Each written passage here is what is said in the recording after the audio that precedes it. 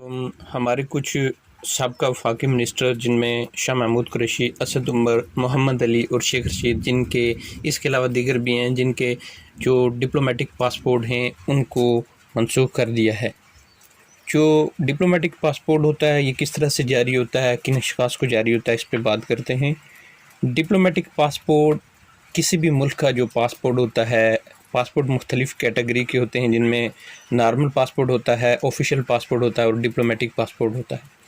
और diplomatic passport जो आपकी हाई ऑफिशियल रैंक के होते हैं उनको जारी होता है, जो हेड ऑफ़ द स्टेट्स हैं उनको डिप्लोमेटिक पासपोर्ट जारी होता है।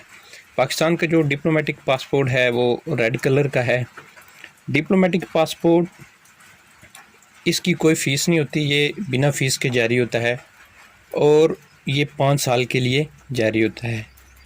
डिप्लोमेटिक पासपोर्ट किन अशख़ास को जारी होता है, उनमें प्राइम मिनिस्टर, उसके अलावा प्रेसिडेंट जो सदर होता है, फ़ॉरेन डिप्लोमेट, फ़ॉरेन ऑफिस के जो लोग होते हैं और जो एक्स प्राइम मिनिस्टर है, उसके बाद MPA, MNA, इन लोगों को डिप्लोमेटिक पासपोर्ट जारी होता है। अब इसके अलावा इन लोगों के जो बच्चे हैं अंडर 28 एज के, जो इनके बच्चे हैं उनको भी ये पासपोर्ट जारी होता है। प्लस उनकी जो स्पोज़ है उसको भी ये डिप्लोमेटिक पासपोर्ट जारी होता है। उसके साथ इनके जो पेरेंट्स हैं उनको भी डिप्लोमेटिक पासपोर्ट जारी होता है। ये एक बहुत बड़ा फ़ायदा है डिप्लोमेटिक पासपोर्ट का, ये जो लोग हमारे डिप्लोमेट्स होते हैं इनको जारी होता है। फिर जो chief justice, high court, supreme court और जो ऑफिशियल डेलीगेशन होते हैं दूसरे ममालिक में, या फिर हमारे एडिटर जनरल, अकाउंटेंट जनरल और चीफ़ इलेक्शन कमीशन या इसके जो मेंबरान होते हैं। अब बात करते हैं कि इसके क्या बेनिफिट्स हैं और इसके क्या ड्रॉबैक्स हैं। बेनिफिट्स इसके ये हैं कि डिप्लोमेटिक पासपोर्ट पे आपको एक प्रोटोकॉल दिया जाता है। जिस वक्त आप एयरपोर्ट पे जाते हैं तो एयरपोर्ट पे आपकी अलग क्यू होती है, अलग लाइन होती है जिसमें आप जाते हैं, क्योंकि जो नॉर्मल लोग हैं उनको अलग ट्रीट किया जाता है और डिप्लोमेटिक पासपोर्ट वालों के लिए अलग क्यू होती है। वहाँ पे एक राशनी होती है, दूसरी आपको एक ऑफिसर की तरह ट्रीट किया जाता है, आपको वेलकम किया जाता है। उसके बाद आपको वहाँ से क्लियरेंस करने में और वहाँ से इमिग्रेशन या कस्टम में आपकी जो वहाँ पे जो एयरपोर्ट का स्टाफ होता है वो आपकी हेल्प करता है, आपकी बैगेज में, आपके लगेज में और उसके ट्रांसफ़र में आपकी तमाम हेल्प होती है। फिर उसके बाद ईज़ टू ट्रैवल। फिर नेक्स्ट ये चीज़ है कि डिप्लोमेटिक पासपोर्ट पे आपको बेशुमार ममालिक के वीज़े जो है वो ऑन अराइवल या वीज़ा फ्री एंट्री होती है।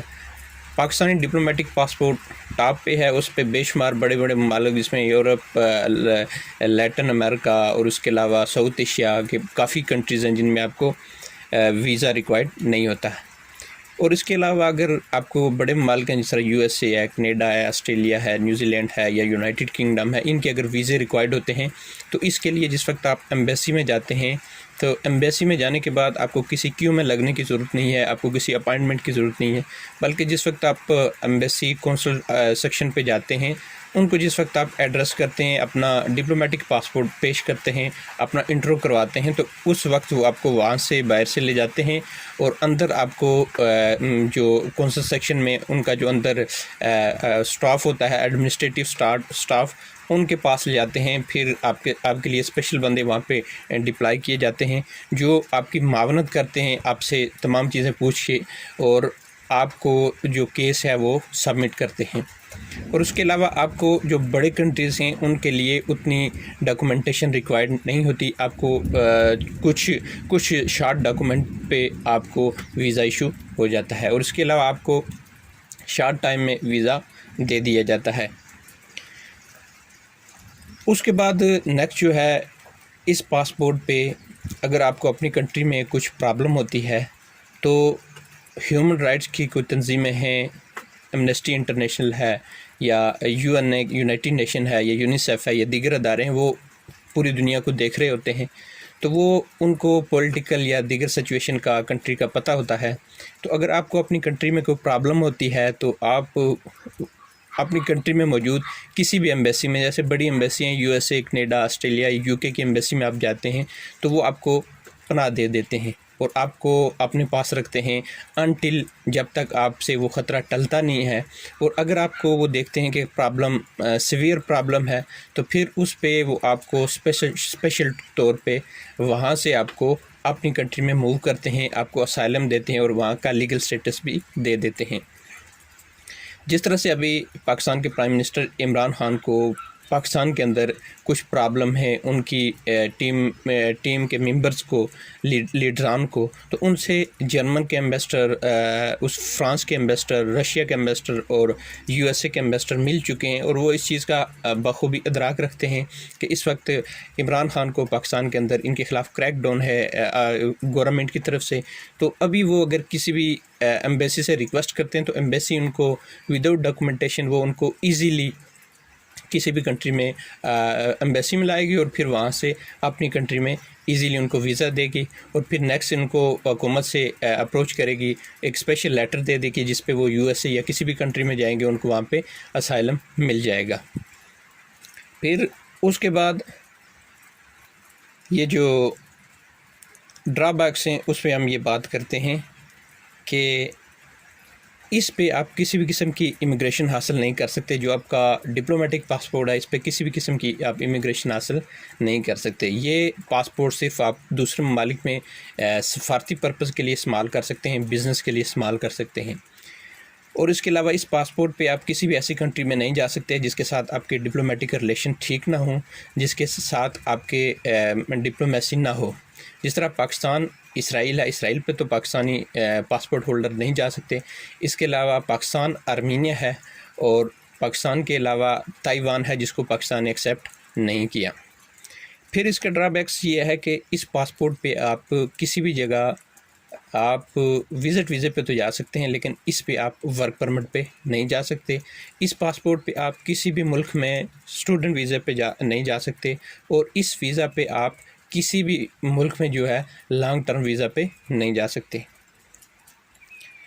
और उसके अलावा इसका ये ड्रॉबैक्स है कि इस पासपोर्ट पे आप जब किसी भी कंट्री में होंगे या किसी भी जगह आप हाई ट्रांजैक्शन अपने अकाउंट से करेंगे तो उस वक्त आपको प्रॉब्लम होगी और वो कंट्री और वो चीज़ें वेरीफाई करेंगे कि आपके पास आप डिप्लोमेट्स हैं, आप इतनी बड़ी ट्रांजैक्शन क्यों कर रहे हैं और किस पर्पज़ के लिए कर रहे हैं।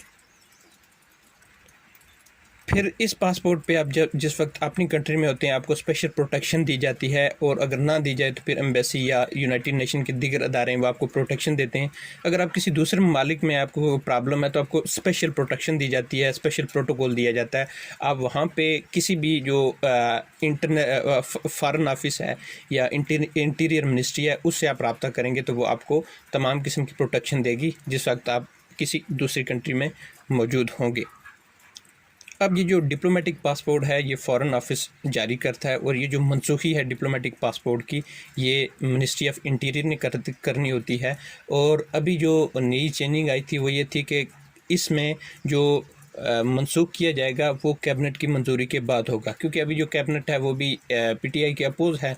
तो कैबिनेट ने भी यही फ़ैसला किया और तमाम लोगों ने मिलकर ये फ़ैसला किया कि इन लोगों के पासपोर्ट मनसूख किए जाएं।